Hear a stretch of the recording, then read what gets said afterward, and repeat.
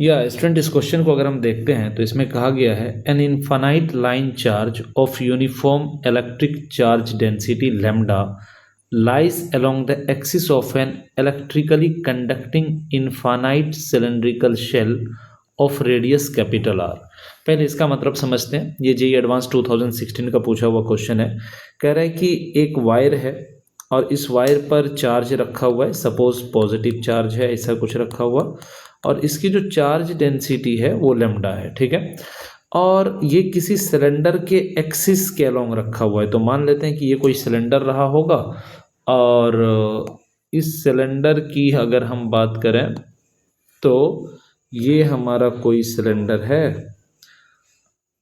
ऐसा, और इस सिलेंडर के एक्सिस के अलोंग जो है हमारा ये चार्ज रखा हुआ है ऐसा। बहुत लॉन्ग सा सिलेंडर है, थोड़ी देर के लिए मान लेते हैं कि ये ऐसा कुछ है, ठीक। अब इसमें क्या है, इसमें ये बोला गया है कि आगे बोला गया है, और इस सिलेंडर का जो रेडियस है ना, इस सिलेंडर का रेडियस अपने को दे रखा है कितना है, कैपिटल आर है। कह रहा है at time t is equal to 0 the space inside the cylinder is filled with a material of permittivity epsilon and electrical conductivity sigma. यानी इस बीच में मटेरियल को फिल कर दिया गया है। इस बीच में t इज इक्वल टू 0 पर, t इज इक्वल टू 0 पर मटेरियल डाला गया है। उस मटेरियल की जो कंडक्टिविटी है वो सिग्मा है और परमिटिविटी एप्सिलॉन है, ठीक। बोला है आगे the electrical conduction in the material follows Ohm's law. यानी ये जो भी मटेरियल भरा गया है वो ओम्स लॉ को फॉलो करता है। Which one of the following graph best describe the subsequent variation of the magnitude of current density at any point in the material. तो अगर हमें किसी पॉइंट पर करंट डेंसिटी की बात करना है तो देखिए, अगर हम, जैसा कि यहाँ पर बोला गया कि इसके पास कंडक्टिविटी भी है और परमिटिविटी भी है, तो ये पूरा सिस्टम जो है एक आरसी सर्किट की तरह बिहेव करेगा। मतलब कि इसमें रेसिस्टेंस भी होगा और कैपेसिटेंस भी होगा, ठीक, दोनों चीज़ होगा। अब किसी एक पॉइंट पर अगर हमें देखना है तो हम क्या करेंगे कि हम इसमें एक एलिमेंट कंसिडर करेंगे जो कि सिलेंड्रिकल शेप में होगा। इसके अंदर हम एक सिलेंड्रिकल एलिमेंट कंसिडर करेंगे, कुछ ऐसा हम एक सिलेंड्रिकल एलिमेंट कंसिडर करेंगे अपने से, ठीक है, इस तरीके से।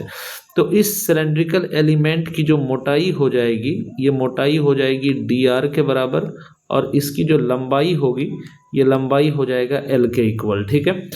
अब इसमें देखें तो अगर इस छोटे से एलिमेंट का हम रेसिस्टेंस अगर फाइंड आउट करते हैं और इसका कैपेसिटेंस फाइंड आउट करते हैं तो रेसिस्टेंस कितने के बराबर हो जाएगा, तो ये हो जाएगा resistance is equal to rho into L by A. तो रो इंटू एल, एल का मतलब ये मोटाई कितना है हमारा, तो डी आर है, तो rho into D R upon में एरिया।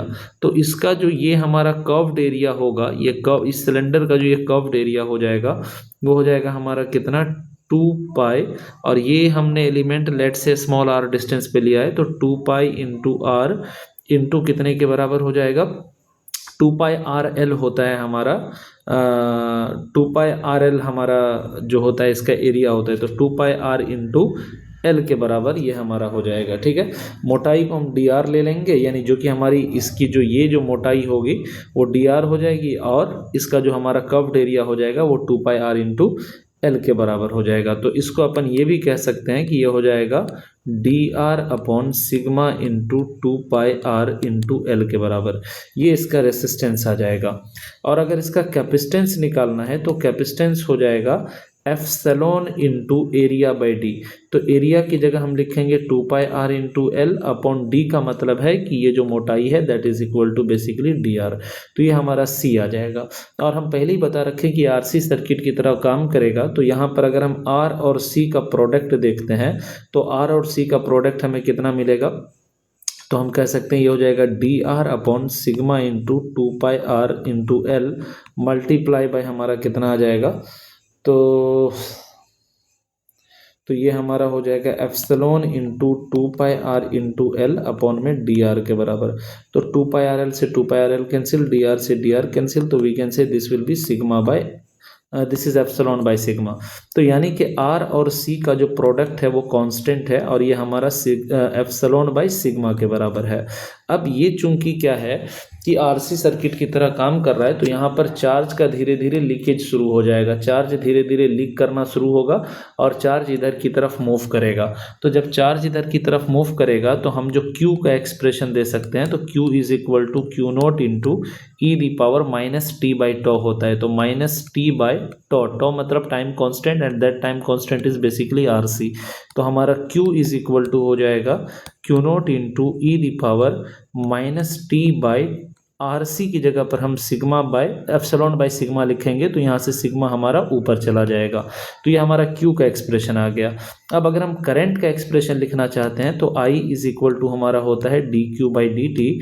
तो हम कह सकते हैं कि D बाई डी टी और Q की जगह पर हम लिख सकते हैं Q naught into e the power minus sigma into t upon में एप्सिलॉन के बराबर। और इसका डिफ्रेंसिएशन करेंगे तो we will get I is equal to हो जाएगा हमारा हो जाएगा ये क्यू नोट इंटू ये हमारा कितना आ जाएगा, तो माइनस सिग्मा बाई एप्सिलॉन बाहर आ जाएगा और e the power minus sigma into T by epsilon आ जाएगा यहाँ पर कुछ ऐसा। तो बेसिकली हम कह सकते हैं आई इज इक्वल टू ये हमारा कुछ इस तरीके का फंक्शन आ गया कि क्यू नोट इंटू माइनस में Q naught into sigma by epsilon into e the power minus sigma t by कितना एप्सिलॉन। अब यहाँ से देख सकते हैं कि जब ये हमारा करंट आ गया, तो करंट डेंसिटी अगर हम देखेंगे तो J इज इक्वल टू हो जाएगा I अपॉन एरिया। एरिया मतलब हो गया 2 पाई R इंटू L, इतना हमारा एरिया हो जाएगा। और इसको हम कह सकते हैं this will be equal to minus Q naught into sigma by epsilon into e the power minus sigma t by epsilon into 2 pi R into L के बराबर। तो यहाँ से हम देख सकते हैं कि जब हमारा टाइम ज़ीरो होगा, तो जब हमारा टाइम ज़ीरो होगा तो यहाँ पर करंट डेंसिटी की कुछ ना कुछ वैल्यू होगी, ठीक है ना, कुछ ना कुछ एक फाइनाइट वैल्यू होगा।